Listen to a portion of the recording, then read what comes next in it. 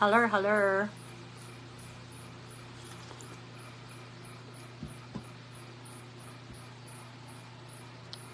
Mag-share lang tayo ng live. Very, very quick. Habang iniintay natin pumasok ang mga tao.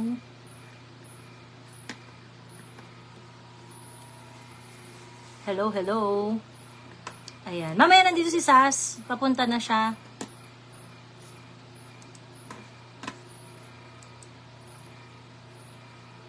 Teka lang ah. Ayan, pa-share naman ng live habang naghihintay tayo ng mga taong magsisidatingan.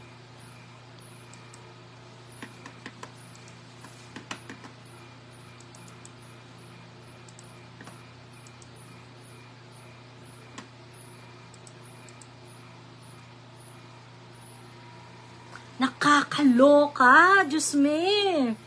Teka, bago dumating si Sas, no? Bago dumating si Sas. Kwento ko lang.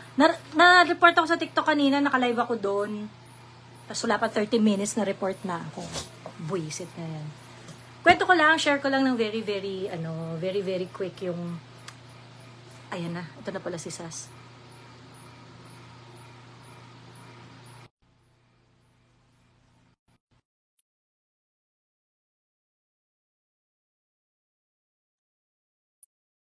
Hello, Ma'am Vilma from Dubai. Hello, hello, cosmological woman of the universe. 你好。Demurong po. 你好，大家好。Sandali lang, i-share ko lang muna to. Okay. Sige. Ayan. Nakakaloka. Ano So, ba habang baga, nag-share siya, no? nakakaloka. Habang sinishare. Thinking pea. Ayan na. Diyos ko, Lord. Ano na? Kakaiba. Ayan. Hello, Miss Abigail from Dubai also. O, diba? Ay, hindi ko kasi nakikita yung mga hindi ko kasi nakikita yung mga kasi may nakapin kang Ruth. Hindi ko nakikita yung mga messages. Paano ba tinatanggal yan? Hindi ko alam. Bahala ka na sa buhay mo. Hello, magandang gabi sa inyong lahat. Ni hao. Ni hao. Ayat. Diyos mio. Hindi ko kinakaya ang mga eksenang kaganapan. Hindi ko kinakaya. Hindi ko alam kung anong unahin ko, Mama. Sandali, unahin muna natin yung SMNI. Kasi expected na yan eh. Okay. Ayan. Kinda expected. Oo, tama naman. Sa SMNI. Ano ba nangyari? Bigyan mo naman kami ng lowdown. Okay. So, actually, alam naman natin no, na ginisa yung SMNI sa Kongreso ng Legislative Franchise Committee. Started with yung dun sa kanilang question na meron daw bang 1.8 billion traveling expenses ang opisina ni Martin Romualdez. Okay, so we already know the answer to that na hindi sinabi nila sa Kongreso sa hearing na hindi daw ganun kalaki ang ginastos ng opisina ni Martin Romualdez bagkus ito ay nasa around 4 million lang. At ang entire Congress ay gumastos daw ng 39 million foreign travel expenses. Yun lang daw ang traveling expenses nila. 39.7. Diba? Parang 39.7. Correct. So ngayon, ang tawag dito, okay, so ganun na yung sitwasyon. So ngayon, di ba, they already approve a House resolution urging the National Telecommunications Commission na i-suspend yung operation ng SMNI. Now, yung mga shows, ang nag-regulate ng mga shows ay MTRCB. So si MTRCB ay nag-issue naman ng order suspending Laban para sa Bayan ng 2 weeks preventive suspension. Ito ang nakakaloka, Bax. Kasi ano biological woman of the century. Sabi nila, may violation daw kasi ang SMNI base doon sa, ang tawag dito, dahil raw sila ay nagbigay ng unverified report at ito raw ay, allegedly in violation of Section 3C of Presidential Number 1986 kung saan ine-empower ang MTRCB na mag-approve or mag-disapprove ng mga palabas, lalong-lalo na daw kung ito ay injurious to the prestige of the Republic of the Philippines. Ano daw? Injurious. Injurious to the prestige of the Republic of the Philippines or its people. O ano daw naging violation? Yun yung violation daw. Ano nga yung naging violation? Bakit daw yun? Ano nga yung naging dahilan at yun ang na-invoke? What? Di ba? Sabi ko sa... Sandali, ulitin mo nga. Yung unverified na. Okay. So yun yung reason dahil nagbigay raw sila ng unverified report doon sa pagtatanong ng 1.8 billion na traveling expenses ni Martin Romualdez. May mga violate daw sila. Oo, sa charter ng empowered kasi si MTRCB to approve and disapprove. So yung mga reasons para mag-approve or mag-disapprove sila is if may ginawa yung mga kagaya ni SMNI na injurious to the prestige of the Republic of the Philippines. Ayan. Paano naman naging Republic of the Philippines si Martin? Ayun nga. So sabi to, that's one of the reason meron silang tatlong keynote dito. Those which tend to undermine the faith and confidence of the people in their government and or the duly constituted authorities. So yun, yung HOR siguro yung nire-refer nila dito. And then lastly, those which are libelous or defamatory to the good name and reputation of any person, whether living or dead. Yan. So tatlo. First, sandali. Ano yung buong network yung nasuspend? Yung show lang. Yung show lang. Oo, yung show lang. Laban kasama ang bayan. Ayan, yung show lang na yon. So, preventively suspend siya kasi nagtanong siya dahil dun sa naglabas daw sila ng unverified report tungkol sa 1.8 billion na traveling expenses ni Martin. Ang dahilan, kaya sila sinuspend kasi may kapangyarihan daw ang board na mag-approve or disapprove ng mga palabas kung lalong-lalo na kung ito ay injurious to the prestige of the Republic of the Philippines. Kapag daw ang palabas ay nakapagbibigay ng nakakapagpababa ng tiwala sa government and the duly constituted authorities at kapag daw ang palabas ay libelous or defamatory. Okay. Well, ano ba sabi ko? It's expected, pero siguro pwede naman tayo magbigay ng comment, no? Hindi naman siguro tayo may MTRCB, biological woman. May MTRCB ba tayo? Biological woman? Hindi tayo covered. Hindi tayo covered. Covered. Ano masasabi ko? Ang masasabi ko ay number one, mas malala pa nga yung issue. Dahil 39 million yung ginastos ninyo, pero ang traveling budget ninyo ay 2.066 billion. 6 billion. So, may natira pang 2.030 billion, sabihin na natin ganyan. So,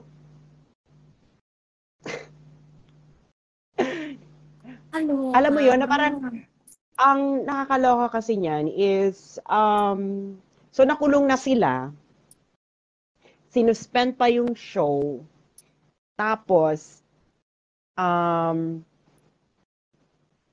Actually, sinuspend siya because tinanong nga kung ikaw ba ay nag-spend ng 1.8 billion. Itong si House Speaker. So, babalik tayo dun kay Karen Davila. Kasi maganda yung point ni Karen Davila eh. Kasi sabi niya, marami namang commentators na ganyan, nagtatanong ng mga... Oo. In fairness to Karen Davila ha, gusto ko yung ano niya eh, yung I Yung have mga no points love niya. lost. Gusto ko yung I have no love lost for Oo. SMNI. Yung parang, I'm not kidding anyone here. Hindi ko bet ang SMNI. Pero, di ba? Di ba? Ginawa lang naman ni ABS-CBN fied ni Karen Davila ang kanyang mga statement na medyo pasosyal. Pero ibig sabihin lang nun, hindi ko bet ang SMNI, pero ganon. So, I expected na naman yan. I expect nga na mawawala rin yung franchise nila next year. So, it's not really out of the ordinary. And, ayun na nga, na this will bite them one day, no? Kasi kakaiba to, no? I haven't seen something like this happen before. Kasi yung sa ABS-CBN, iba yung violation nun eh, di ba? Pero same principle, no? Franchise, canceling, and nasa kamay ng Kongreso yung eksena bills. Okay. So, moving on. And yun nga, ang tawag dito, kasi Sas, yung kung matategi ang franchise ng SMNI at napag-usapan naman natin to in the past, chances are malamang sa malamang, 'di ba? Malamang sa malamang talagang babrasuhin nila. Okay. But this one is coming from the executive branch of the government, in which the president could very well react. Kasi sa kanya to eh. Sa kanya to eh. 'Di ba? And yet, yung trabaho ng mga tao under him is basically saying, you know, is basically saying that the House of Representatives is correct. 'Di ba? Na kung ano yung ginagawa nila, the House of Representatives is correct. Basically, yun yung value nitong ano na to, yun yung value nitong preventive suspension na to. Kasi parang, ang nakakadiri kasi dito, ang sobrang nakakadiri, yung tanungan ni Karen, ano nagbigay sa inyo ng karapatan para maging doon sa House of Representatives? Ano nagbigay sa inyo ng karapatan para maging chief editor ng mga media practitioners? 'Di ba? Pagkatapos, ngayon naman dito sa MTRCB, naman na sinasabi niya na unverified report is an alleged violation of yung na sinabi nila. It wasn't a report. It was not a newscast show. Diba? It is a commentary show. So, alam mo, for me parang, hello, nung panahon nga ni Duterte, ang dami yung unverified na mga eksena, wala namang nasususpend. 'Di ba? O yung 'di ba inano nila yung Bikoy video, may kumakalat na video ganyan na ganito. Unverified 'yun. Pero hindi naman nasuspend. Hindi naman pinasuspend ni PRRD yung mga media na nag-emerald. So I think we are in an Orwellian world on steroids right now, no? Na hindi natin maintindihan na this is scary actually, na parang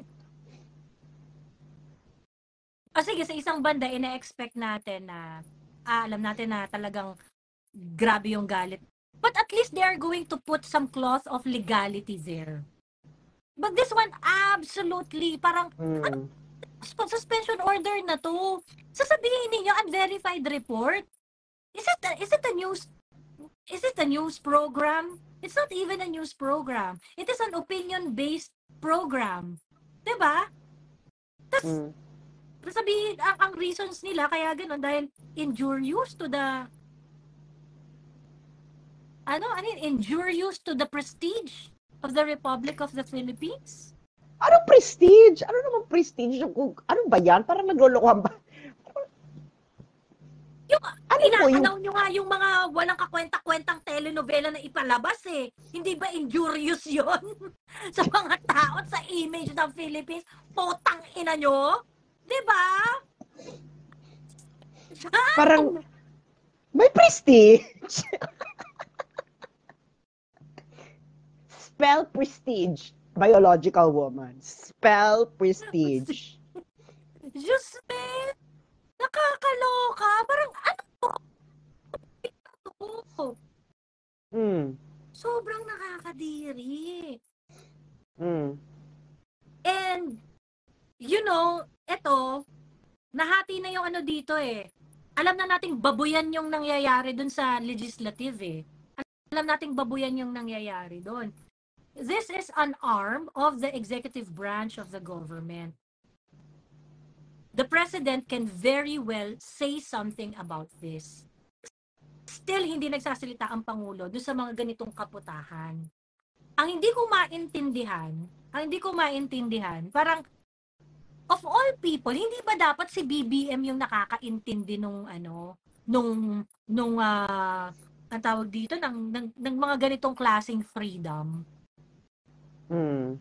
Diba? Pagkatapos, hello? Diba? Anyway, sana lang, grabe, updo na yung lalabas sa pagsusuka ko dito, Bax, parang, dito na tayo sa mas nakakasuka. Ikaw kasi may kasalanan nito eh. Nag-review ako eh. Tapos bigla mo akong pinukaw mo ang aking damdamin. O ano ba tong eksena na gusto mong ipahiwatig sa akin at sa ating mga 759 billion people na nanonood. Billion people na nanonood. Pinanood ko kasi kasi 'di ba pina-follow ko naman si TP kahit matagal na akong disagree sa mga pinagsasabi niya. Tawag dito, I still try to listen to whatever he is whatever he has to say on stuff, ganyan. Politics. Oo. Ganon.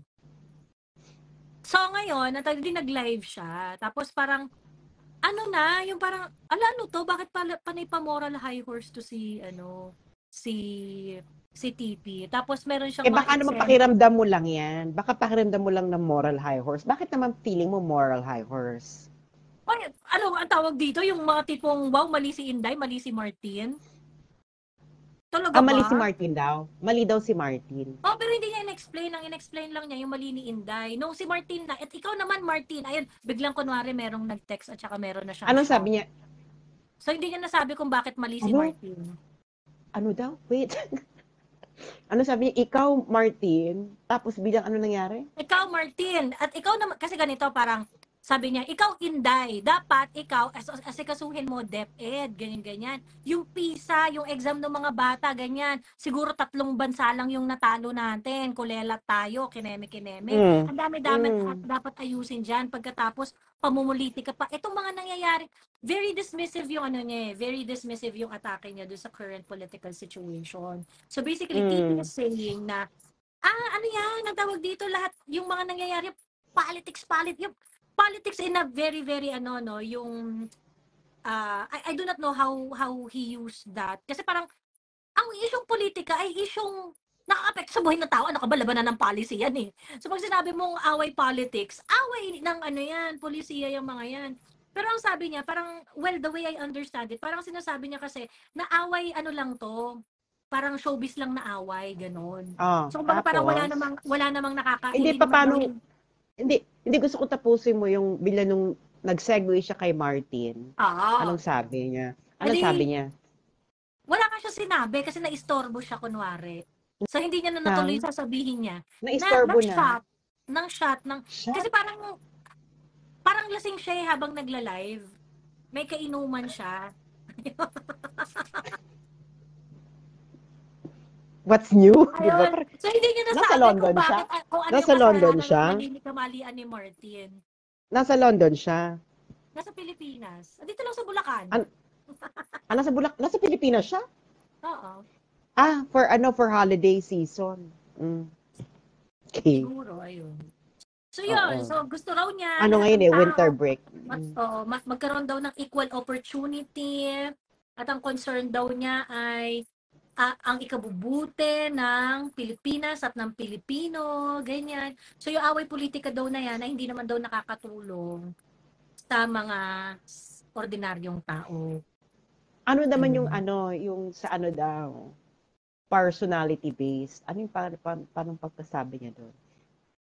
Sabi nga niya parang yung politika daw kasi ngayon, yung mga ganyan, parang napaka-patronage politics, personality based, ganyan-ganyan. So since nakapag-aral na nga daw siya sa ibang bansa, ay iba na daw siya talaga. At marami raw siyang nakita. Girl, unahin natin yan. Na, Patronage. Hindi ba ikaw ang number one beneficiary ng patronage policy?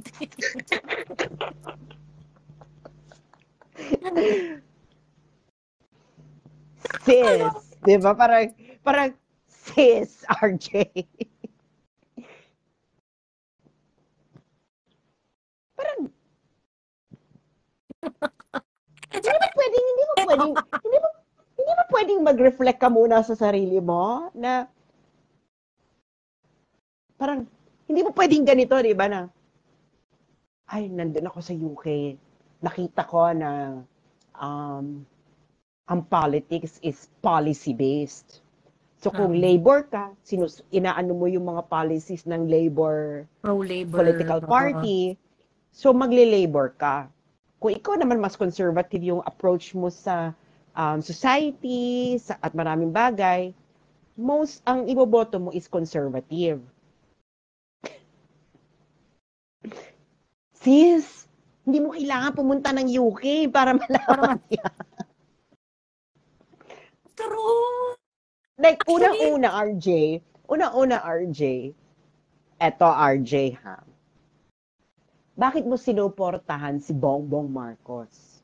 Ako alam ko kung bakit ko sinuportahan si Bongbong Marcos. Hindi dahil siya ay Marcos. At hindi dahil friend ko yung asawa ni Marcos. Okay? Dahil meron akong mga policies na chini-checklist. Halimbawa, foreign policy. Check. Pagdating sa number 1 yan. Tapos, number 2, pagdating sa pag-manage ng pera ng taong bayan. Kasi nasubaybayan ko yung career ni Bongbong Marcos noon nung senator siya eh. Pati kahit nung bablog siya. Kaya kita mo buo. Kaya sabi ko, okay. Ano ako dito? Go ako dito. Pero, nung hindi na ganun yung ginagawa ni Bongbong Marcos, what did I do? RJ, anong ginagawa sa UK? For example, yung mga tao bumoto ng Conservative Party at yung Conservative Party ay hindi ginagawa yung policies ng Conservative Party. Anong nangyayari, RJ? RJ Nieto, natatanggal yung Prime Minister. 45 days pa nga lang, natatanggal na eh. Ito,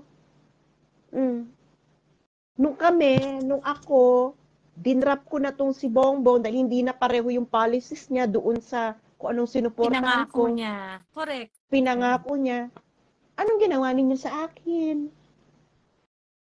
Tapos ikaw ang lakas, ang kapal-kapal lang test mo na sabihin, napaka-personality based ng politika sa Pilipinas. Bakla ka ng taon.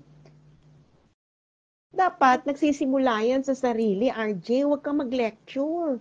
Kung ikaw ay policy-based ka, ipaliwanag mo sa mga tao, ano ba yung policy ni Bongbong Marcos sa sinuportahan mo ng eleksyon na yun pa rin yung pinagpapatuloy.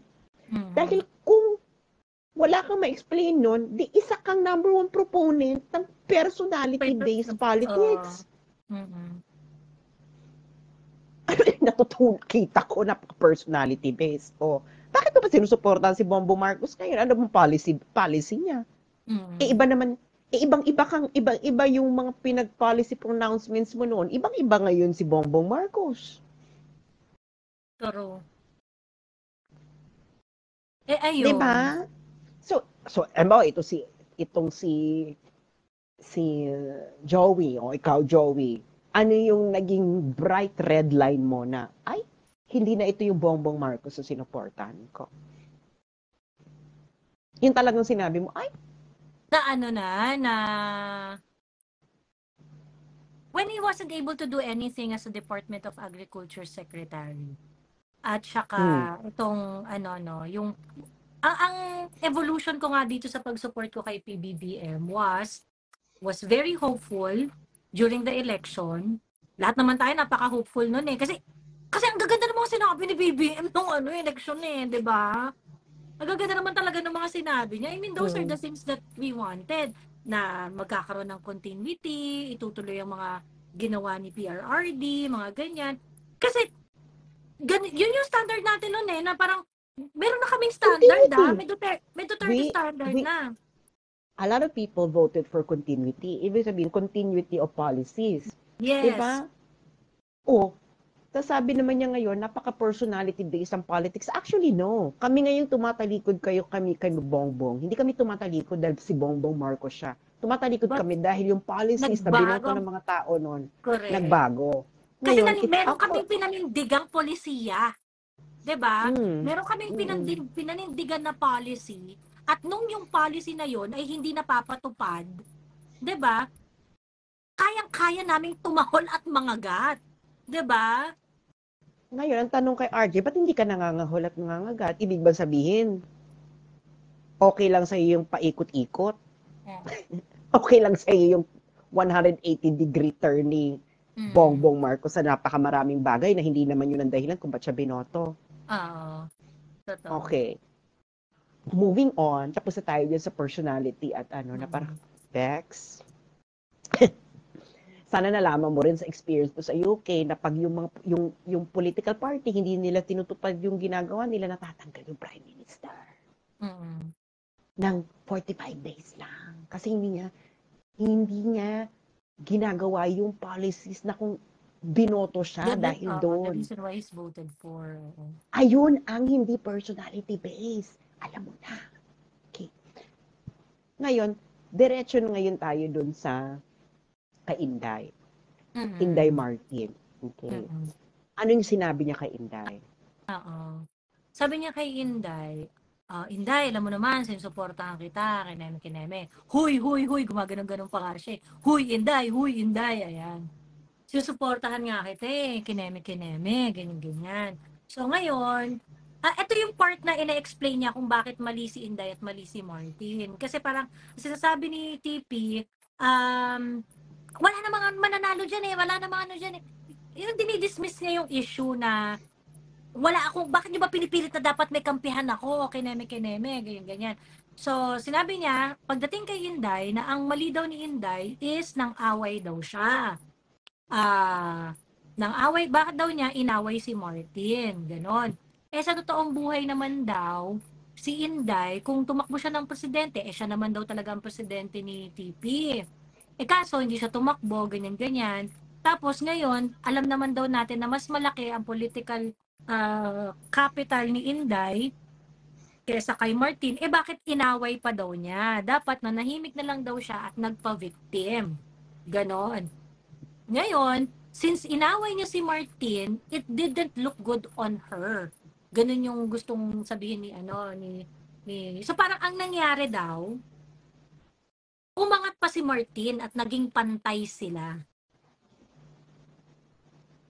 Hindi ko alam Nakita kung ba saan ni galing universe to si Hindi ko alam kung saan galing universe to si nakita ba ni TP. ano?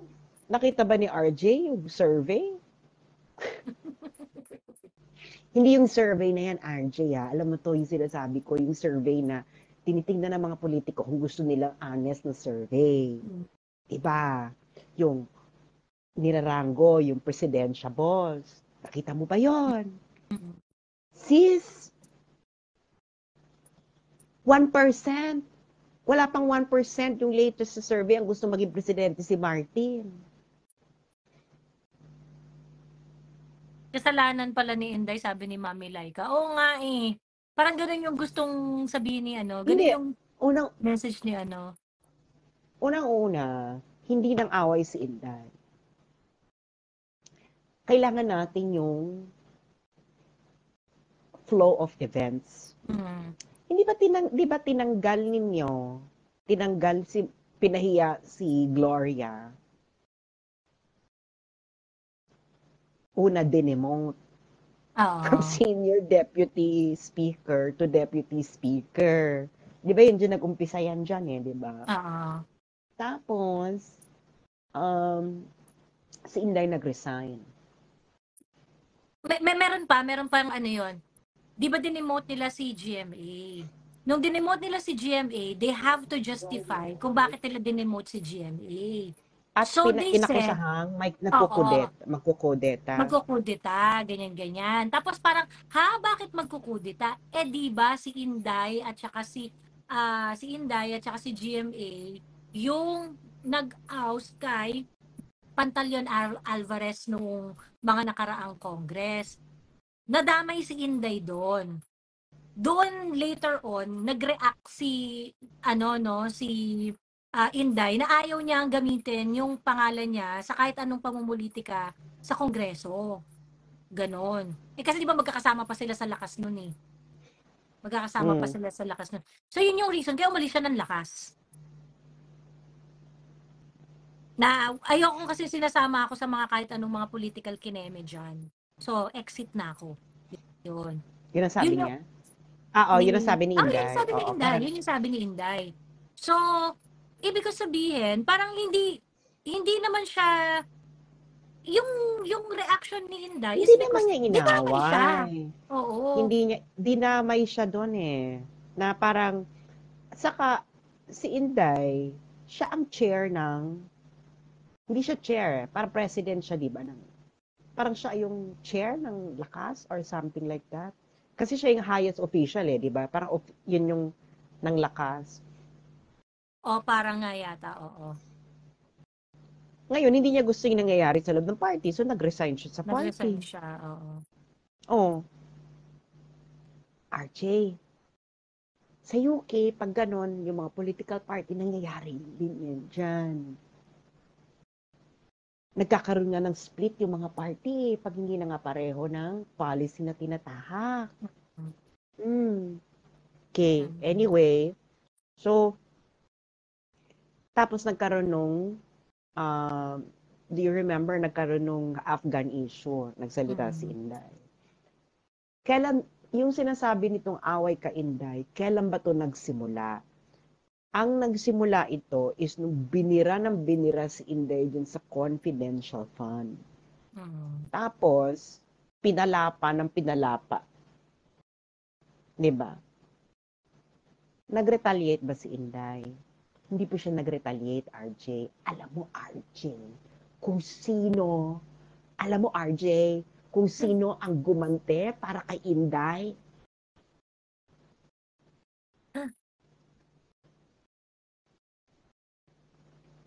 Hindi ako kinausap ni Inday. Na-imbyerna na lang ako at maraming tao. Actually, marami na imbyerna. Actually, hindi alam ng mga tao ko anong gagawin. Kasi nga, bakit to binubugbog si Inday? Ng house at pinapalapa? Hindi ba yung kaibigan mong si Bongbong Marcos, ang opisina niya ang nagbigay ng confidential fund kay Inday? Ba't hindi mo i-discuss yun? Nasaan si Bongbong Marcos noong mga panahon na yun? Naalala mo ba, RJ? Nung kampanya, si Inday, ang kinakampanya, sino kinakampanya ni Inday? Sarili ba niya? Sino kinakampanya ni Inday nung panahon na yun? Si Bongbong Marcos. Kaya, RJ, pag pinuntahan mo yung mga rallies noon, pag si Inday na yung nagsasalita, ang inaangat niya, sino? Si Bongbong Marcos. Do you remember, RJ, na yung magkakapatid, si Baste, si Pulong, si Sara, di ba naalala mo yun? Ano sabi ni Baste sa isang rally? Ang nakikita niya ang magpapatuloy ng mga nasimula ng kanyang tatay ay sino? Si Bongbong Marcos. So yung buong Duterte family, except yung matanda, dahil pride principle, ayaw niya kay Bongbong, dahil nakita na natin ngayon kung bakit. Mm. Lahat nasa likod ni Bongbong Marcos. Si Sara, ang kinakampanya niya, si Bongbong Marcos, sa yung mga senador. Nakita mo ba si True. Sara? Sinasabi niya, iboto niyo po ako, Boto niyo iboto ako. niyo po Oo. ako. Mm. No, ang inaano niya is si Bongbong Marcos. Mm. Itinataas si Bongbong Marcos noon. Ngayon, ang nagbigay ng pera sa opisina ni Sara, ay opisina ng presidente. Anong ginawa ng kaibigan mong si Bongbong Marcos? With chickens. Tahimik si Popsi. Oh, Mm. alam mo RJ, wag mo kaming iga-gaslight. Nakita namin yung mga pangyayari. Oo. Nakikita namin yung mga nangyayari. Alam mo bang hindi humihingi ng tulong yan si Inday? Nung binibira-bira siya sa confidential fund? Wala. Kami na lang. Kami na lang oy, ano ba ginagawa ninyo? Kinakalampag namin yang si Inday. Anong ginagawa ninyo? Ba't hindi nyo pinagtatanggol si Inday? Tapos sasabihin mo, si Inday yung naninira kay Martin. Ang kapal ng abdo mo, RJ. Huwag mo kaming iga-gaslight.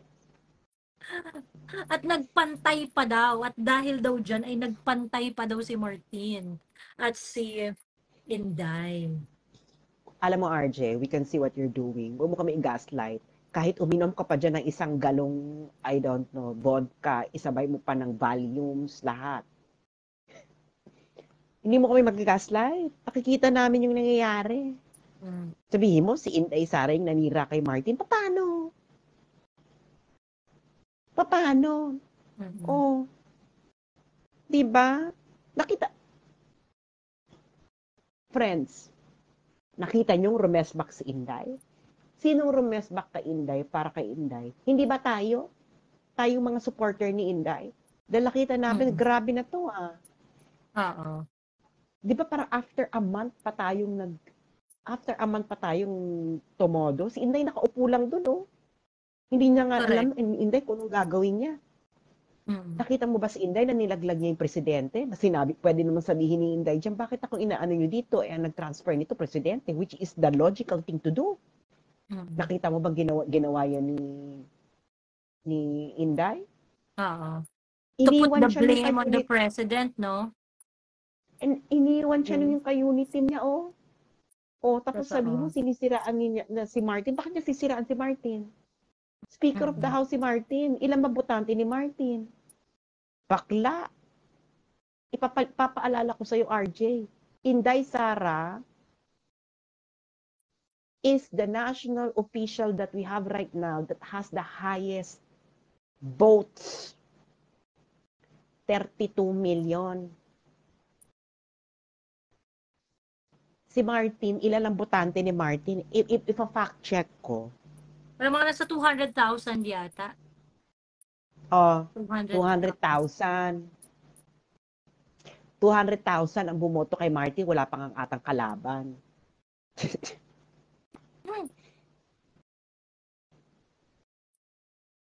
So yun, ayun, 180K, sabi ni Vic Sese. So, bakit niya sisiraan si Martin? Pakita mo, ganyan ba ugali ni Sara? RJ, mas kilala mo si Sara kaysa sa akin. Dahil nga nag-aanuhan pa kayo, ano ba to? Nagba-Viber pa kayo ni Sara, di ba? Pinopost-post mo pa yung ano ni Sara. Ganyan na ugali ni Sara? RJ? Sisiraan niya si Martin? Really? What would she gain kung sisiraan niya si Martin? 32 million yung bumoto kay Sara, oh. Tang inang political analysis yan, RJ. Alam mo, RJ, tanggap na namin. Tanggap na namin kung ano ka. Kung nasa kambang ka, 'di ba? Pero huwag na Kung, kaming kung nasa, bullshitin. pero, huwag mo na kaming bullshitin. Dahil, aminin mo and hindi, yung thinking Pinoy, kaya ka naging thinking Pinoy because of the Duterte supporters. You were so rational then, 'di ba? You were so Exactly. rational then.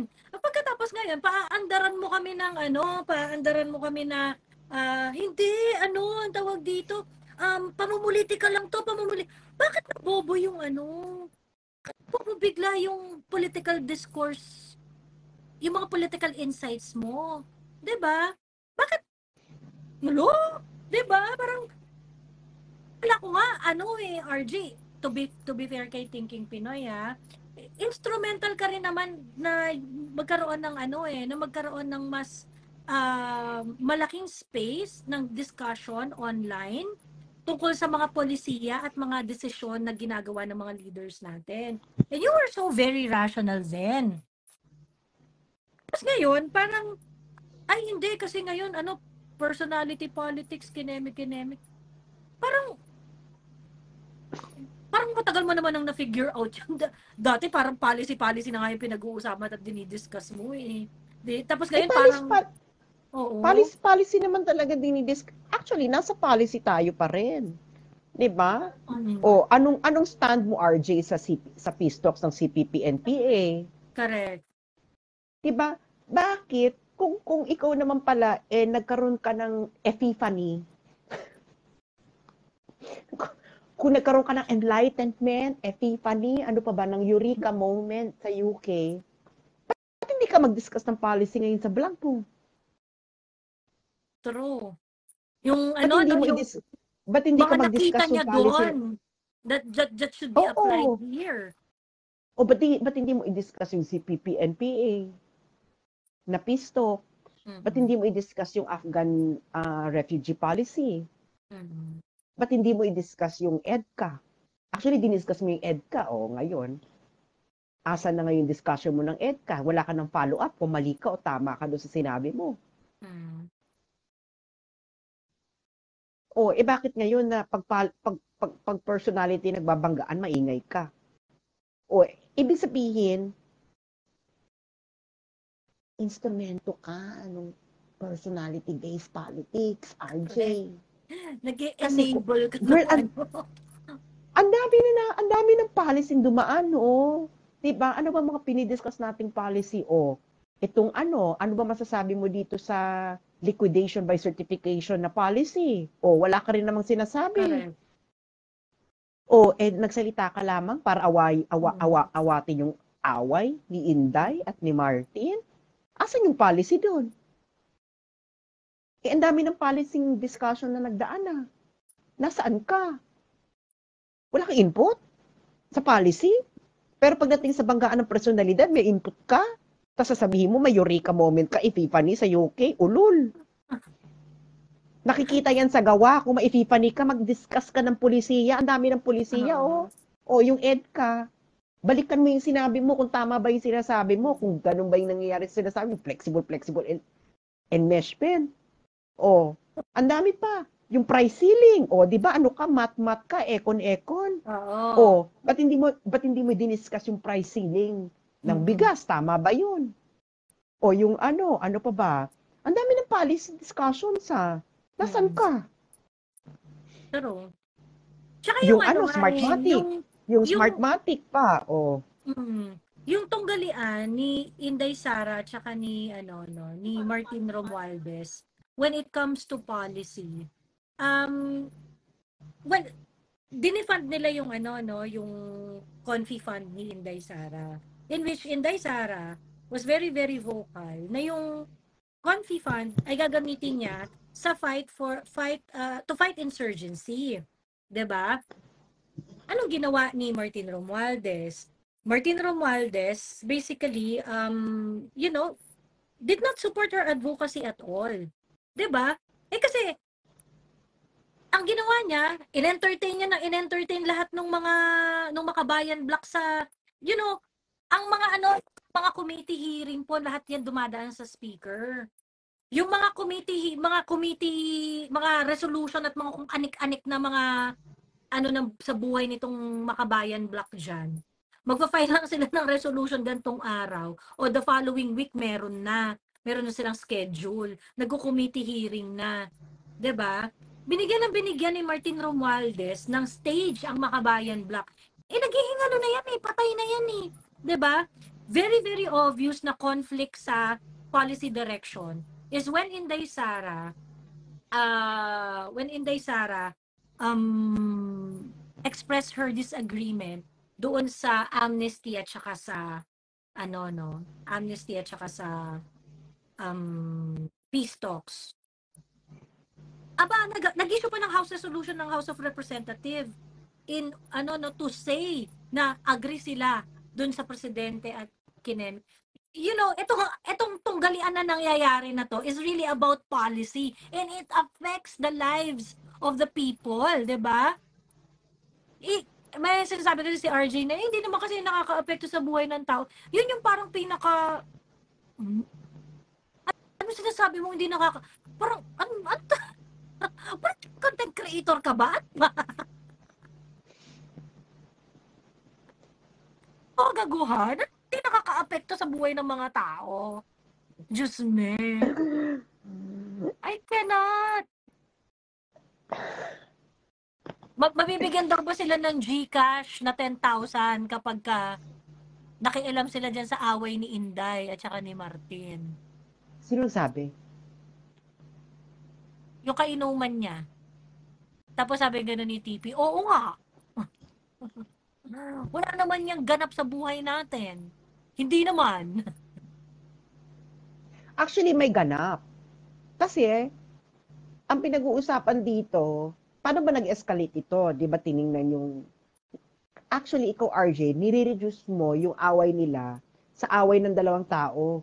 When in fact, yung issue, mas malaki na sa kanilang dalawa.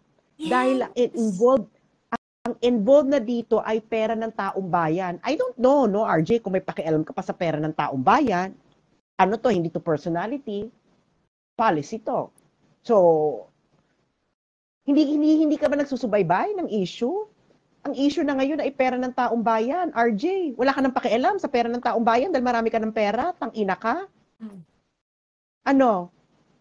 Hindi alam mo, emotional talaga ako dito kasi ito si RJ Niptington, una ko to nakilala, tarantado ka. Makabayan. Hindi, para to sa bayan to ginagawa ko, ganyan. Actually, ang dami naming na-inspire dyan. Kay RJ. Oo, talagang, alam mo yun, sa tapang niya, ganyan, na talaga makikita mo talagang makabayan niya. Ayan pa, nandun pa ako sa Netherlands yan. Parating yung sinasabi sa akin, alam mo, umuwi ka na dito, kailangan ka ng bayan. Umuwi ka na dito, kailangan ka ng bayan. Ganyan yan. Ngayon, ikaw naman talagang pinakamalaki sa amin ng mga political bloggers, tahimik ka dito sa issue ng liquidation by certification ng MOOE. Tahimik ka sa issue na 39.7 million lang ang travel expenses ng House of Representatives, pero ang hinihingi nila 2.066 billion. Pas next year, ang hinihingi nila 1.3 billion. Hindi to maapektuhan ng bayan? Sige nga, i-defend mo nga yan. I-defend mo nga yung posisyon mo. This is already bigger than Inday and Martin. Actually, wala na kami pakialam kung maging presidente si Inday o hindi. Ako talaga, personally, wala na akong pakialam. Basta mabago lang tong itong sistema ng Kongreso Actually, di nga tayo sigurado na Inday even wants it di ba? Oo, actually wala akong pakialam kung maging presidente si Inday. Baguhin itong sistema to ng Kongreso. Liquidation by certification, putang ina, ano yan? Gago? Di ba bagong Pilipinas, bagong mukha, mag-usap tayo ng policy, RJ. Anong stand mo sa liquidation by certification ng MOOE? Ganyan ba sa UK? Acceptable ba yan sa'yo? Acceptable ba yun sa'yo? Di ba mag-usap tayo ng policy? Actually, nag-uusap kami ng policy sa social media. Pero ang ginagawa nila, binababoy lang nila sa Sara. Ayaw nilang sagutin yung tanong ng bayan tungkol sa MOOE. Actually, wala akong pakialam kung maging presidente si Sara o hindi Actually, ang gusto ko talaga, mabago, ito talaga. Dahil nakakagimbal to, ah. Mm. Sino ba hindi magigimbal dito? Billion-billion, 18 billion for 2023, walang resibo? Mm. Oh, Pero, 'di ba? Oh, bakit napunta kay Martin? Oh, ano yung sabi niya na hindi ano to?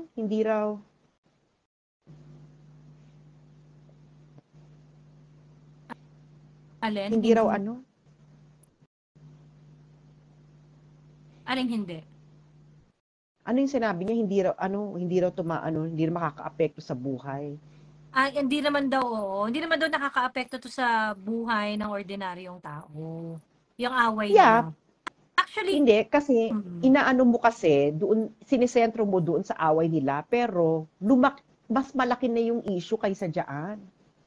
Diyos oo. mio. And ano, no, Sas, I think, yung mga political content creator, and those who are very vocal about politics, who would discuss policies and everything. Hindi ba yun nga yung, that's your job eh. Yung value ng isang political content creator is basically to bring the discussion doon sa policy level. Hindi ko maintindihan, bakit ang ginagawa ni TP is dinidismiss niya yung current political situation as if away lang ng dalawang personalidad ito. Now, Hindi, mas malaki na doon. instead of pulling the minds of the public and make them understand that malaki yung picture dito. Hindi ito basta away lang ng dalawang ano. I mean, as a political content creator, nandun yung value mo eh. Nandun yung brownie for you, yung mga brownie points mo. Paano mo dadalhin yung conversation in such a way na hindi ito magiging basta-basta lang na away ng personalidad. Okay? Now, if you cannot recognize the politics that Inday Sara represents and the politics that Martin Romualdez represents, at kung bakit ito nagka-clash, at kung bakit ito nakakaapekto sa buhay namin, anong ginagawa mo dyan? Diba? Wala na nga siya, wala namang pakialam si RJ na sa taong bayan.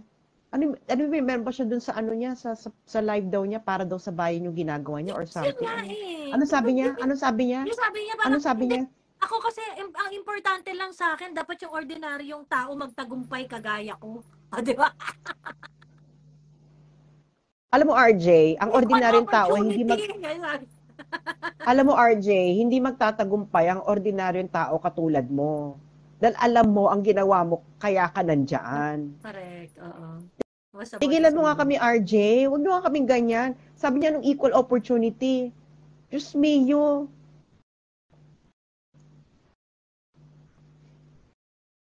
Sana daw Equal magtagumpay. opportunity saan?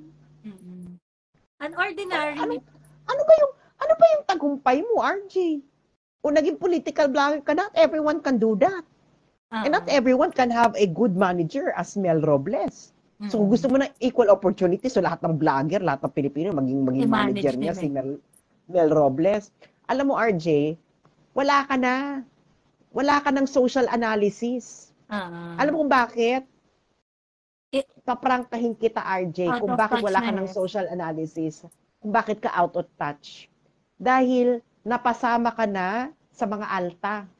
Mm-mm. Akala mo ang buhay ay ganon.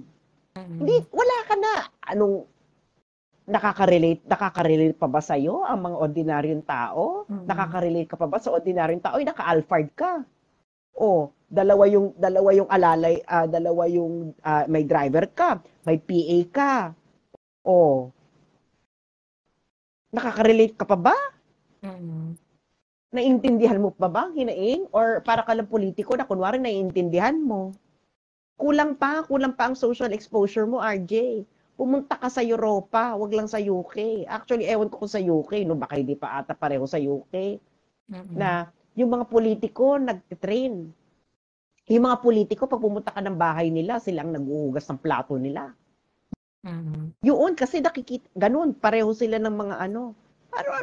Ano sinasabi mo magtagumpay ang ordinaryong tao katulad mo? lip service, ayan. So yun, yung Huwag ka parang wala kang social analysis, RJ. Puro ka motherhood statement. Naging Leni Robredo ka na. That's the truth. You are now the Leni Robredo of blogging. mm, Alam mo yun, naging motherhood statements ka na. mm, Wala na yung dati mo. No? Wala na yung dating hinangaan namin. Ito rin, ewan ko si Joey, hinangaan mo ba yan?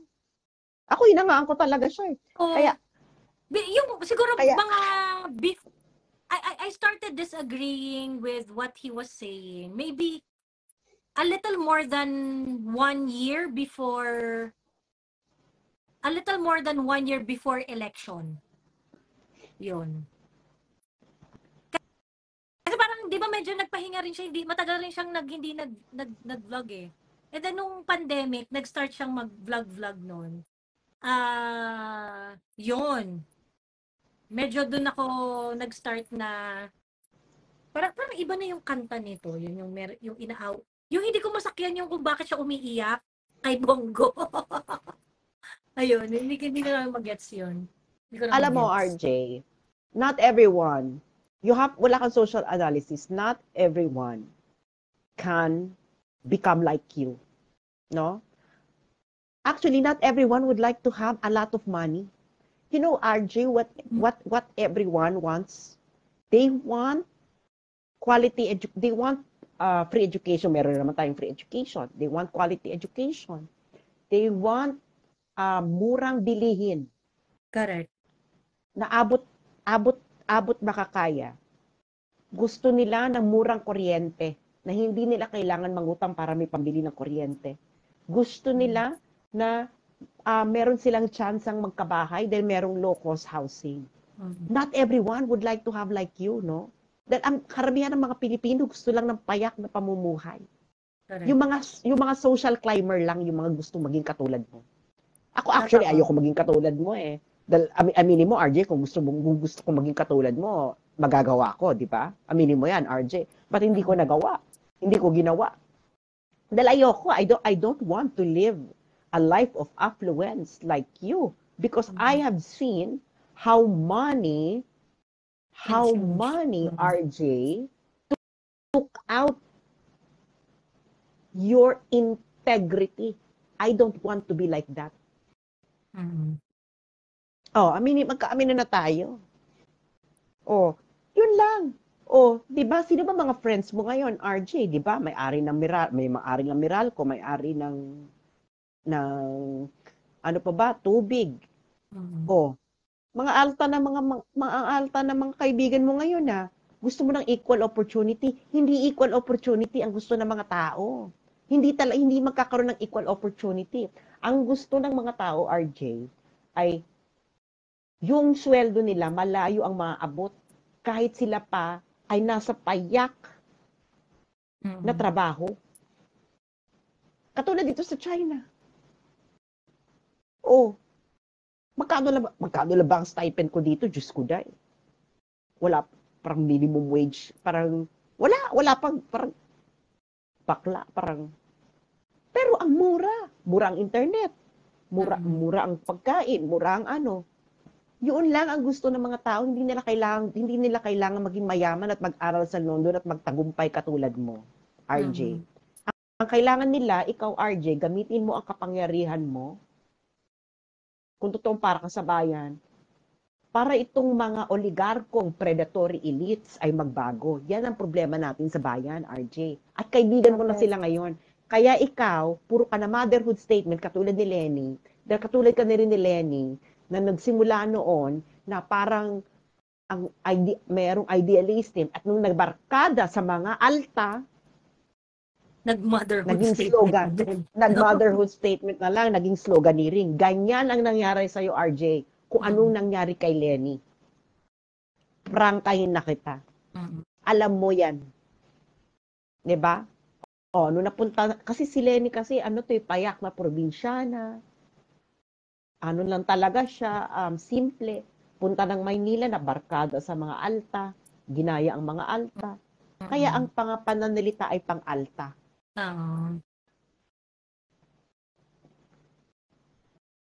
nakakadiri yung bullshit kasi na yung bullshit na he's doing all of this to prioritize his fight na mapabuti mapabuti ang lagay ng mga Pilipino. At itong away ni Sara at ni Inday Sara at ni Martin Romualdez ay mga bagay na hindi dapat pinapakialaman. Kumbaga parang ang inaano dito well, ang basa ko kasi doon sa ginagawa niya, he's trying to dismiss political content creators perhaps like me, like hindi naman niya ako kilala, tsaka I don't think but political Oo.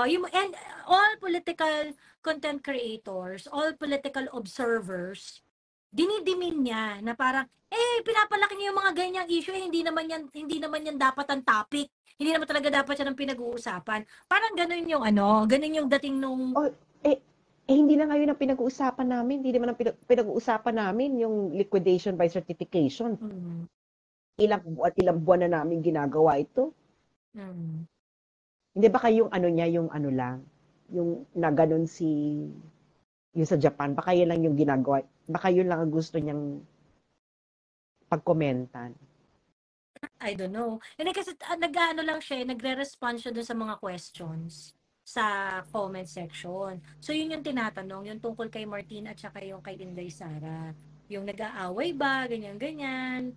Yun yung nire-respondan niya doon. Pero ang na-reveal kasi doon, he knows very little he knows very little in what's going on.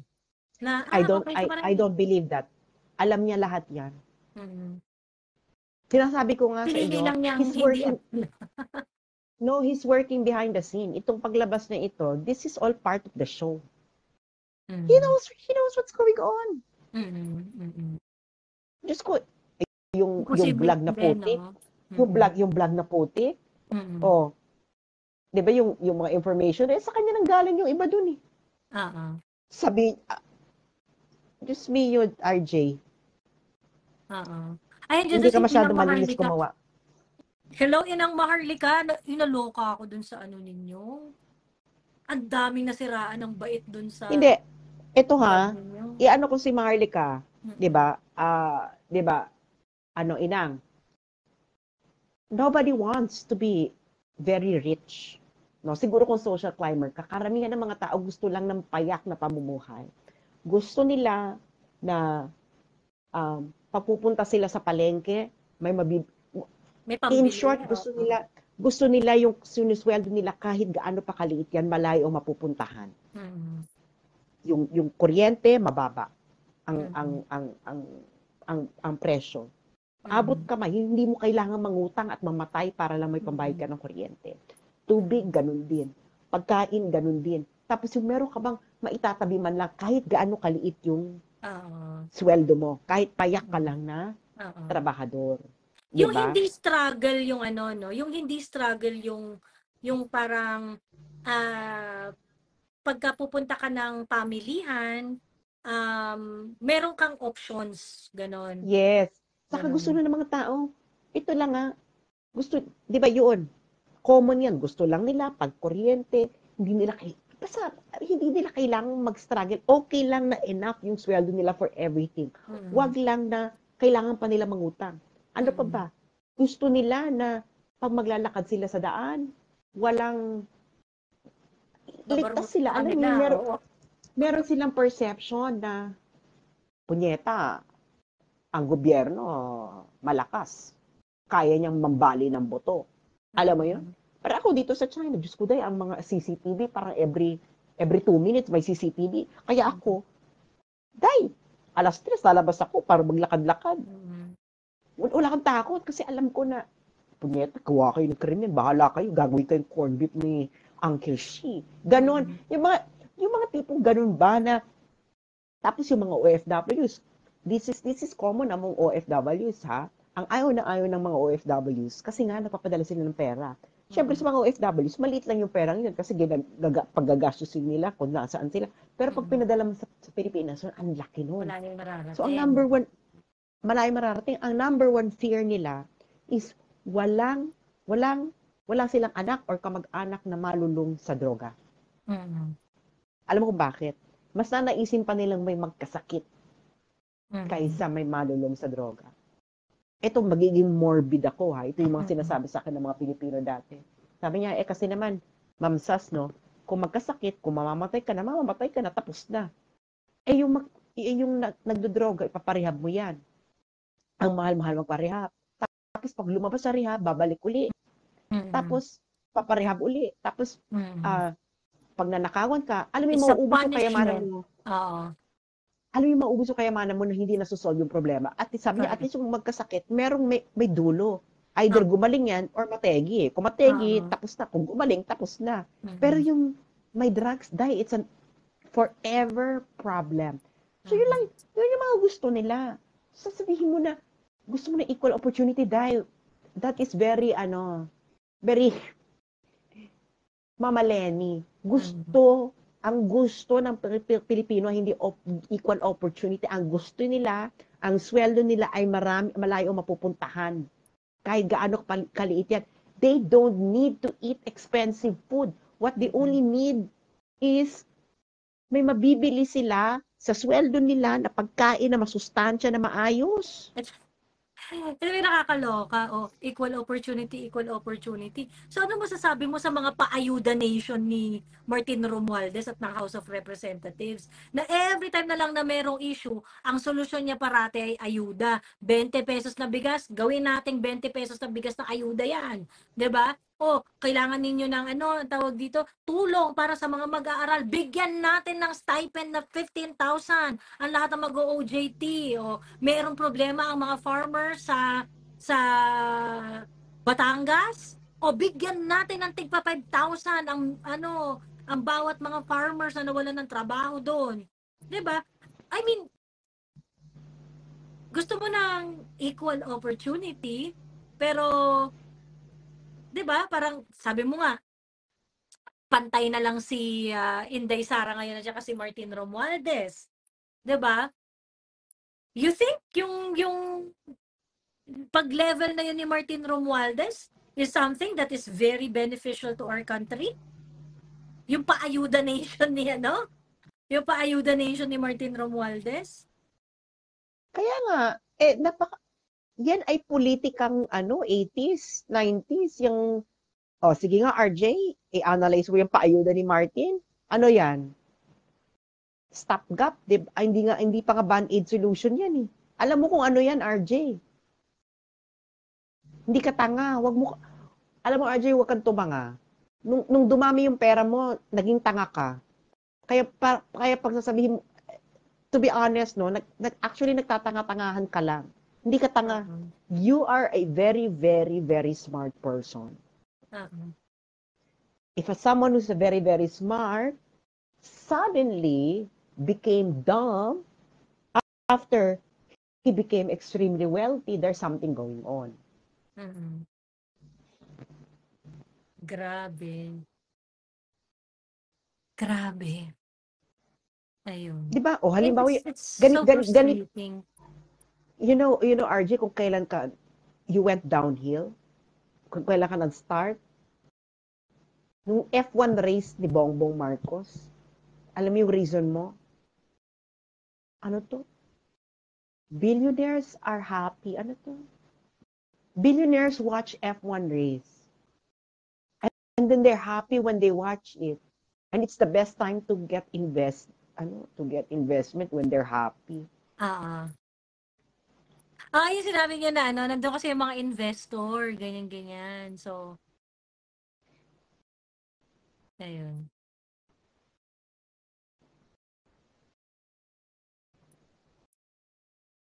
Grabe, no? Tapos anong sinabi niya? Si Inday mag-concentrate na raw lang daw sa education. Ang dami-dami ng dahil problema ng education. So, sabi niya, huy, huy, huy, Inday. Huy, huy. Sabi niya ganon. Ang baba-baba ng grades sa mga estudyante sa PISA. 3 bansa lang ang natalo natin. So, saka na yung politika. Ayusin mo muna yung DepEd. Sabi niya. out of touch na naman siya. Ikaw nga, Joey, ang magpaliwanag kung bakit out of touch ito si RJ. Oo. Hindi yata aware. Well, I'm pretty sure sa video na yon, hindi in-acknowledge ni Thinking Pinoy na ang PISA ay exam that was taken February or March of first quarter of 2022. Hindi pa Vice President si Inday. But starting July 1 nung nag-take over na si Inday as a Department of Education Secretary. Naglabas na ng statement si Inday at sinabi niya na ina-expect niya na because of the 2-year na online classes ng mga estudyante, ina-expect niya na mababa itong grades na itong result na ito ng PISA. And sa totoo lang, hindi naman rocket science na mag-expect na mababa yun. Kasi alam naman natin yung hirap na dinanas ng mga estudyante nung panahon ng pandemya. 'Di ba? Alam talaga natin na hindi talaga lahat maka-adjust, makapag-aral. At yung quality talaga nung interaction ng guro at ng estudyante ay nag-suffer. Inday actually acknowledged that hindi pa lumalabas yung result, alam na niya. So, ano ginawa ni Inday? First year 2022, isa sa mga unang order of business ni Inday as Department of Education Secretary is to revise the curriculum. Hindi ba yun pag-atake doon sa mga bagay na dapat matutunan at yung mga bagay na dapat tanggalin na dyan sa she was able to complete that. And it was immediately implemented the following school year, ito nga 2023. Ganon. May pa-catch up Friday na siya ngayon. 'Di ba? May pa-catch up Friday pa siya ngayon. At ginawa yung catch up Fridays kasi nga, RJ, makinig ka. Kasi napaka-out of touch mo na. Actually, hindi ka out of touch. Alam namin yung ginagawa mo. Nagtatanga-tanga. Lord, you're saving Martin's ass. Nag-call a friend na, nag-call a friend na sa'yo. Ang niyan, si Inday, nag-institute na yan ng Catch Up Fridays. Alam mo kung bakit, RJ? Kasi nga, alam niya na tong pizza. 'Di ba? Kaya nga, starting this 2024, every Friday, ang gagawin lang ng mga guro at ng mga teacher ay mag-catch up ng sa mga weaknesses ng mga estudyante.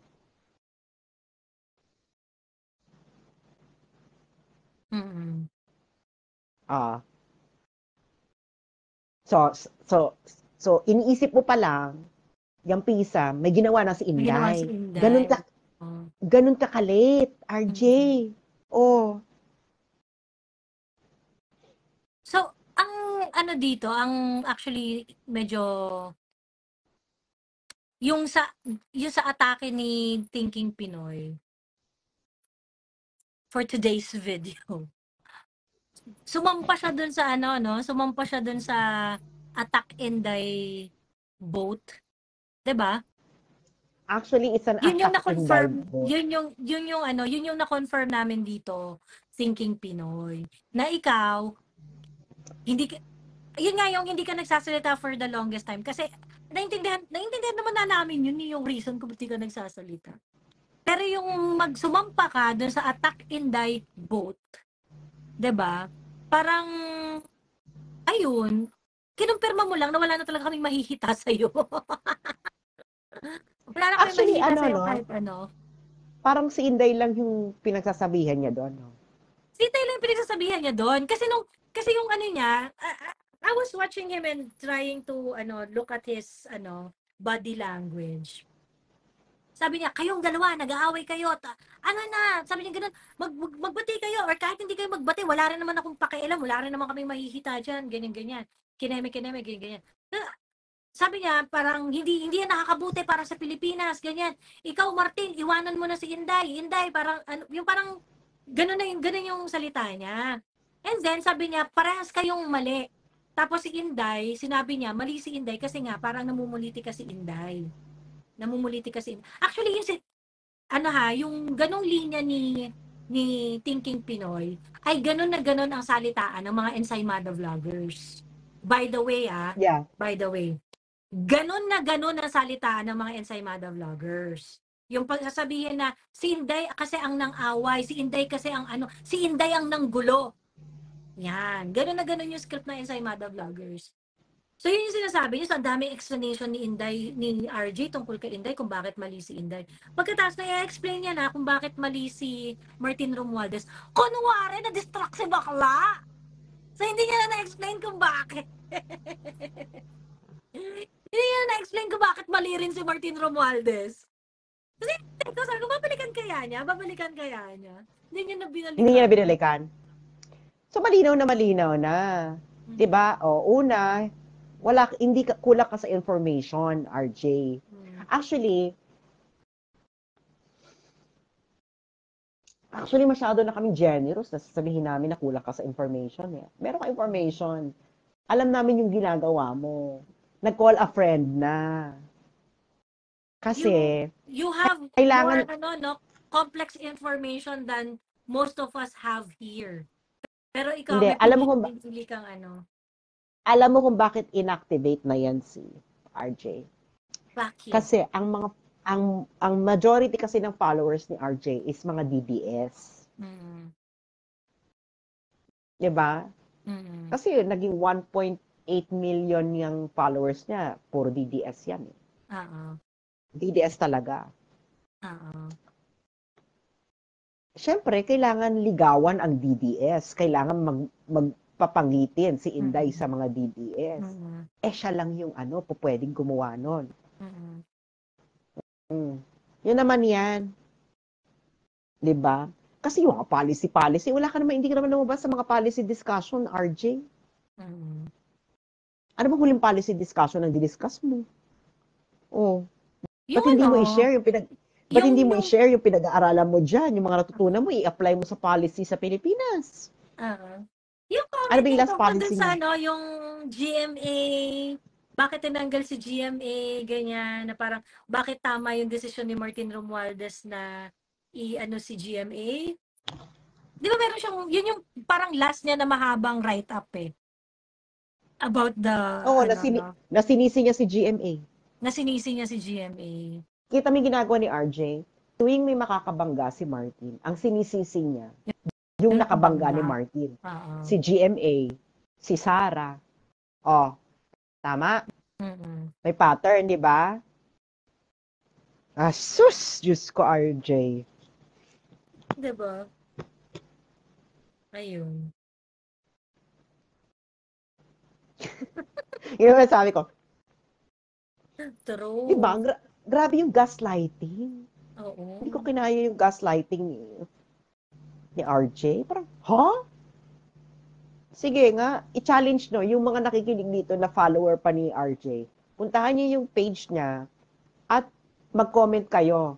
Tanungin niyo siya, RJ, anong masasabi mo tungkol sa liquidation by certification ng Kongreso? Dapat wakasan na o ipagpatuloy pa? Yan ang issue. Tapos ka mo sa buhay ng ordinaryong tao. Nakaka-apekto yan kasi tax ng taong bayan yan. Pinagputahan ng mga hardworking na Pilipino ang perang gagamitin ng House of Representatives. So, it affects our lives. Ayun. Diba? Kasi sabi parang niya, doon lang daw siya may pakialam sa mga bagay na apektado ang buhay ng tao ng ordinaryong Pilipino. Ayan. Oo. Na parang, yan Diyos ko, ang daming eksena. Gusto mo lang namang maki-joy na panglilibak kay Sarah. Ginamit mo pa yung PISA, mali ka pa. Oo nga. Bakit diba? Yung ginagawa behind the scenes. Pagkatapos hindi niya na na-update yung sarili niya. So kaya actually pareho yung hirit niya. Actually, iba yung ensaymada vloggers. Sinabi rin nila yung PISA. O pareho ka ng kapareho ka nila Rocky. Kanyo RJ, kapareho ka na ng linyahan ni Rocky.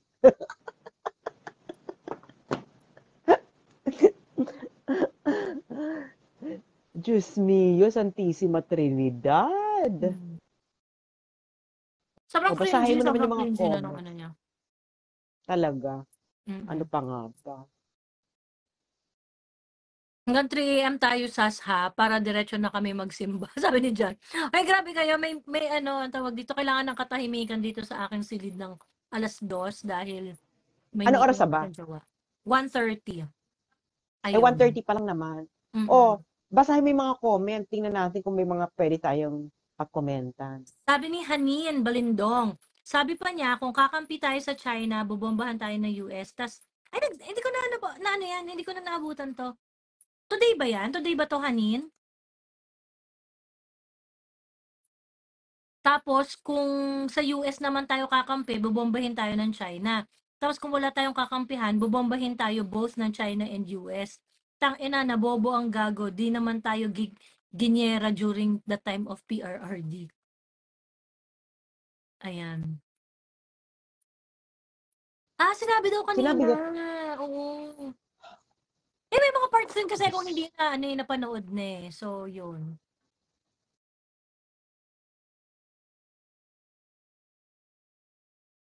As TP said, do not bite the hands that feed you. Ayun. Yung China analysis talaga sobra bobo. Sabi ni Jerome. Meron pala siyang gano'n. Nagsabi pala siya nun. Hindi ko na napanood yung part na yun. Ayun. Matagal na ako yan pala nag-unfollow ang doon. natututunan. Nakaka-monitor. Yan pala natututunan sa London. Oo. Ayan, si Inang Maharlika nandito. Sabi niya, hello, Sas. Rogando Sasot and joie de vivre every day. Payak at matiwasay na pamumuhay, hindi polvoronic na buhay sa kuting ahas admin. Ayun. Di ba? Ako, yung mga nakikinig sa atin ngayon, ewan ko sa'yo, Joey, kung anong pangarap Mm-mm. mo sa buhay. Mm-mm. Ako hindi ko talaga pinangarap na maging, alam mo yun, na parang maging alta, yung maging super, Oo. super yaman, yung maging extremely wealthy. Ako talaga, ang akin lang talaga is, I should be, kasi naranasan ko kumain ng leftover food sa SM Manila Food Mm-mm. Court nung naging homeless ako. Oo. So parang, and I feel contented then. I feel happy. You Mm-mm. know, I don't feel sorry about myself during that time. I was Mm-mm. happy. I was treating it as an adventure. I was contented. So Oo. parang kung contented nga ako kumakain ako ng leftover sa SM Food Court Manila at homeless ako. Mm-mm. So, iniisip ko, what difference will it make Oo. if I would be extremely wealthy? Oo. Di ba? Na parang, it won't. Parang, I already have what I want. Na I Mm-mm. feel contented. No? Na, okay, may mga practicality. So, kailangan may pambayad ka Mm-mm. ng kuryente, may pambayad ka ng renta ng bahay. Ako nga, okay lang sa akin kahit mag-rent lang ako ng room eh. Mm-mm. I was like renting a room when nasa Mm-mm. Manila ako. I was just renting a room for most of my time in the Netherlands.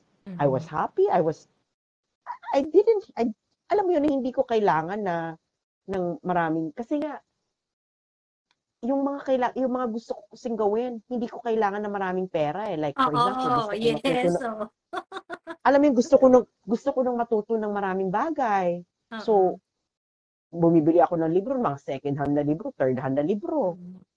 or libre ang internet. Diyos ko, ang Mm-mm. dami-dami matututunan. If you only know where to go sa internet. Correct. Di ba? So, parang, yun eh, na parang I can live like any parang I can live like an ordinary factory worker and be happy. Mm-mm. Basta yun lang, mahaba yung, kaya yun eh. Ikaw, ano bang ano mo sa buhay? Paano tunan mo sa buhay? Sabi nung alam mo naman ang tatay ko, very principled yung tatay ko eh. Sabi ng tatay ko, the worst thing that can ever happen to you is kapag takot kang maghirap. Kasi pag takot kang maghirap, dadating ka doon sa point na kakainin mo yung mga bagay na that would also eat your principles. Pero kung hindi ka takot maghirap, madali sa yung panindigan yung prinsipyo mo. 'Di ba? And ganun yung airpot ko. Ganun yung airpot ko. So yung airpot ko, never niyang tinake yung easy way. Handa siyang maghirap, handa siyang i-take yung road ng hard work. Ganon. And Di ba? ayun, so parang sa akin, very important yun. Yung parang, of course, gusto natin ng pera, 'di ba? Gusto natin ng maaluwan na pamumuhay. Pero at the same time, dapat hindi ka takot maghirap. Kasi once matakot kang maghirap, like for example, nasanay ka na, ay, dapat everyday ang ulam mo, hamon. Or, So, hindi ka na or bumalik makapag-ulam sa ng hirap. tuyo. Or bumalik sa hirap. Oo, or bumalik sa hirap. So ngayon, kung kunwari, hindi takot ka ng kumain ng tuyo, hindi, pagkain pa rin naman yun. Hindi ka naman mamamatay, di ba? But you wanted to maintain a certain lifestyle that you cannot afford. That is the time when it's going to be easy for you to sell your principles. Galing ng airpot mo, Joey. Oo, patay na siya at mahal na namin siya. Ayan. Pero yun, sobrang principled yung airpot ko eh. Ayun. Kaya, ganun dapat, di ba? Ganun dapat. Di ba? Ayun na nga, na, kasi at the end of the day, hindi mo madadala sa hukay yan. Ah, Di ba? totoo. Ako talaga, kaya nga ang tattoo, ano ba yan? May tattoo ako dito. Oh. Ayan. Kaya actually, yung mga prinsipyo ko sa buhay, pinatattoo ko. Para hindi ko siya makakalimutan. Mm-hmm. So, halimbawa ito. So, actually complex ito. So, i-explain ko lang yung isang part. So, itong feather na to, feather. Sa taas niyan, heart. Okay? Ito is galing to sa Egyptian mythology. Mm-hmm. Itong symbolism nito, yung feather sa heart. Kasi sa Egyptian mythology, ang sabi, pag namatay ka, yung puso mo, i-weigh siya against a feather. Mm-hmm. Kailangan yung puso mo equal lang sa feather or mas magaan. Mas magaan. Otherwise, kaya nga nagpo-float yung heart sa feather dito. Mm. Otherwise, yung puso mo kakainin ni Anubis. At hindi ka mapupunta sa sa afterlife. At that would be hell, no? You would die with a heavy heart. So yun yung ano ba yung mga bagay na we will have a heavy heart pag namatay tayo? Iisipin mo ba, shit, hindi ako naging bilyonaryo. Yan bang iisipin mo pag ikaw namamatay ka na? Alam mo, ang dami-dami kong ang dami-dami ko nang naranasan ng mga na-deaths.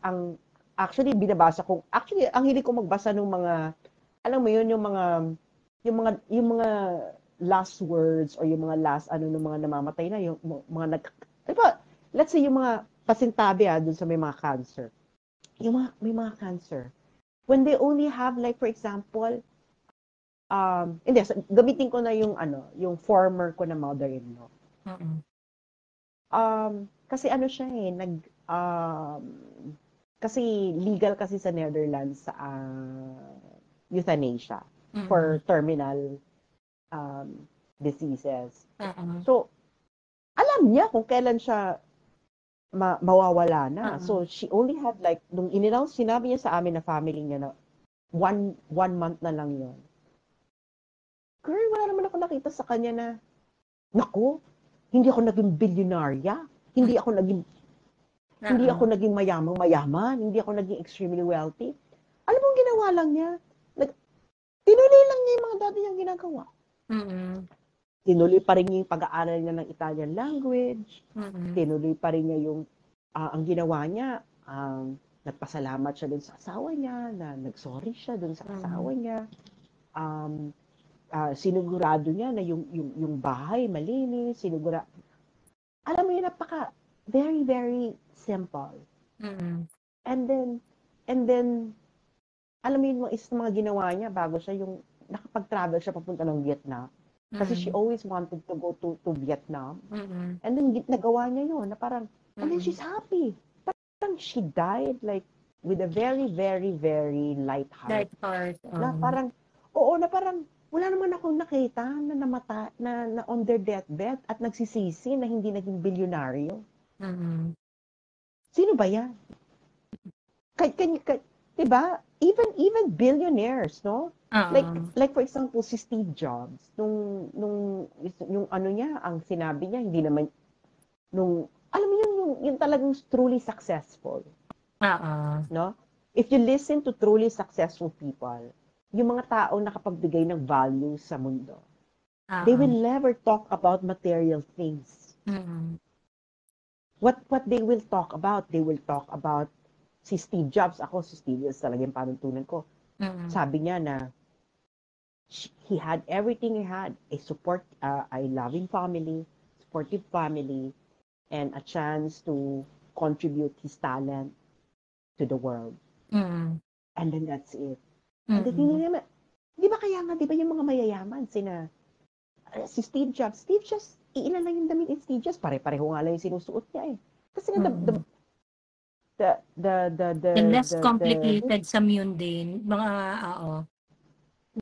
the diba, better. na parang, sabi ni Vindoc si Bill Gates, no, I don't like Bill Gates. I find Bill Gates creepy. Ano ba ginawa niya sa asawa niya? Di ba yun yung nakapag-affair siya dun sa, di ba kasama pa yan ni, yung pedophile na nagpakamatay?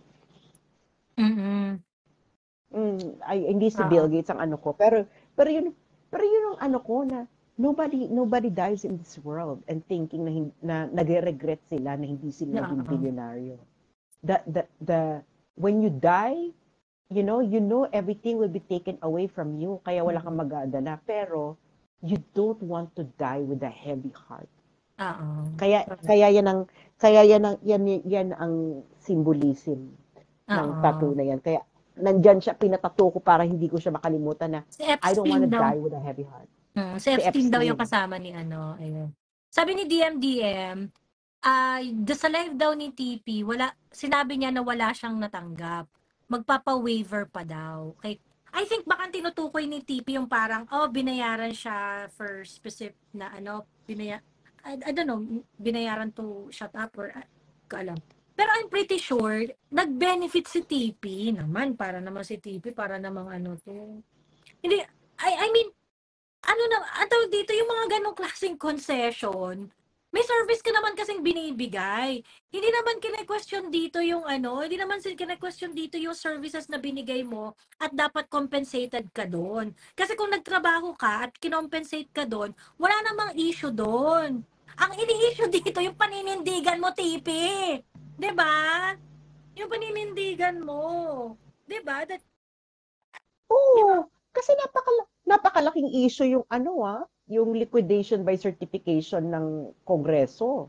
Napakalaking issue nung 39.7 million lang yung travel expenses, pero ang 2.066 billion yung budget. Tapos, ang hinihingi ng 2024, 1.3 billion. O ba't hindi mo pag-usapan yan? Bakit ang pinili mo pag-usapan yung away yung sinasabi mo na away Emerald? Naging Christopher Minute yung Naging Christopher Minute talaga. Naging